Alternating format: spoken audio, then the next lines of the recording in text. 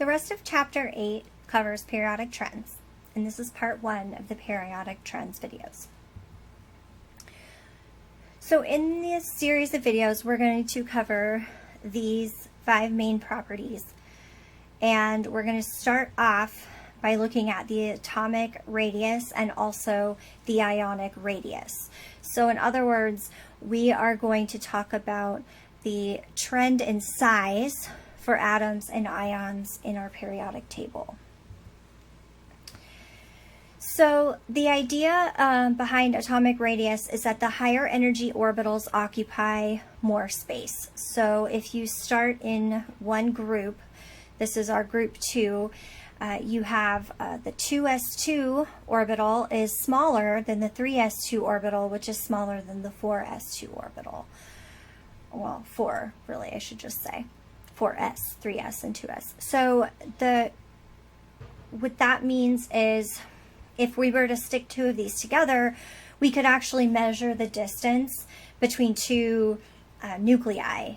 So if it's a covalent bond, like with bromine would be, the covalent radius would be half the distance between the 2 bonded atoms. So for bromine, it'd be 228 divided by 2 is 114. For these, it would be half the distance between the ions that are in an ionic interaction with something else. So magnesium might bond to chloride, and so it could be that distance.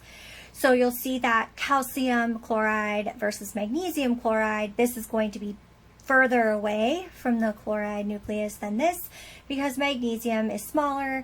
It only goes up to 3 versus 4. So this one's pretty straightforward and intuitive. The higher the energy of the orbital, the more space it occupies. Therefore, size increases as you move down a group. However, if we're looking from left to right, we see that it actually decreases. So it increases down the group, but it decreases across the period. Why? Well, our effective nuclear charge comes into play here. So as atomic number increases, the attraction for the nucleus increases, because if you remember from 161, the atomic number is what defines the atom. It is the number of protons that the atom has. And so every proton is a positive 1 charge. So potassium has a higher, calcium has a higher charge than potassium. Calcium has an extra proton. And the inner electrons will shield the outer electrons from the nucleus, but the valence electrons don't really shield each other. They just spread out. They just need a lot of space to spread out. But the inner electrons are actually able to shield them. So potassium and calcium have the same shielding, but calcium's nucleus has a greater charge. So what we see is that there's repulsion from these electrons here, and there's attraction for the nucleus. So you can kind of see the blue arrows indicate attraction and these red arrows indicate repulsion. So as a review, Z effective, the pull exerted on an electron by the nucleus. So we can take the effective nuclear charge is the actual nuclear charge minus the charge screened by other electrons. So that's the number of core. So you have to look at the electrons from the previous row in the periodic table. So the previous noble gas configuration. So let's practice. Which has the larger radius, carbon or fluorine? So again, we're taking the effective nuclear charge, and you can determine that by putting the actual nuclear charge and subtracting the screen by the other electrons. Now, carbon and fluorine are in the same period, which means that they will have the same number of core electrons, the helium orientation.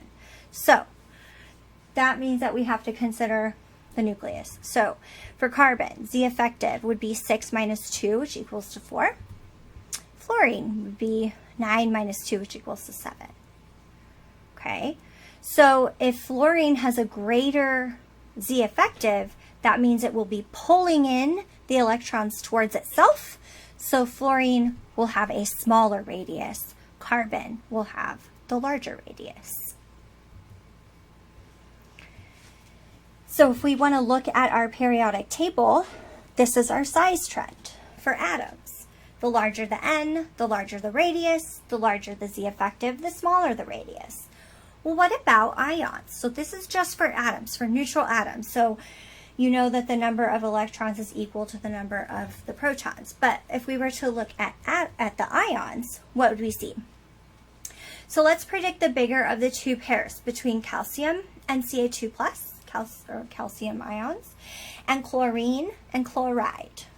Okay, so we know that they both have the same nuclear charge, right? Because they're the same number of protons, because it's the same element and protons dictate the element. So we know they have the same charge there. Well, but this is negative added to it, and this has 2 taken away from it. So if we remove 2 electrons from the outer shell, these electrons don't need as much space to spread out, but these need a little bit more space, because while the valence electrons aren't necessarily shielding the nucleus from the other valence electrons, they can repel each other. And this is what we see. With anions, we see that as the negative charge, as they collect electrons, they actually get bigger. And as the cations, as they lose, or as these elements lose their ions to become cations, they do get smaller. And then we see that as we get a larger N, it increases. And the same thing here, right? But then if you have more electrons or fewer electrons, that will change the size as well. So this is a fun little fact. Your book goes into a little bit about how our cell membranes work, and basically there is a charge differential across the membrane, and there are sodium pumps and potassium pumps. So the sodium-potassium pump is super important for how our cells function, and so what happens is sodium ions get kicked out and potassium ions will get brought in, and these membranes can actually tell the difference based on size alone. And what's really trippy is, even though sodium is smaller than potassium and presumably could fit through the channel, there is a reason why it doesn't go through the channel, because it's too small. And it's not just based on size, it's based on thermodynamics and whatnot. So I'd be happy to talk to you more about that if you wanted to, but it's kind of beyond the scope of this.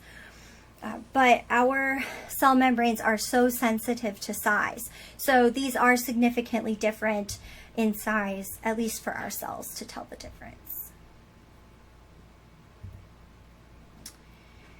So what happens is there's an opening that fits potassium, and if it fits sodium, potassium is too big.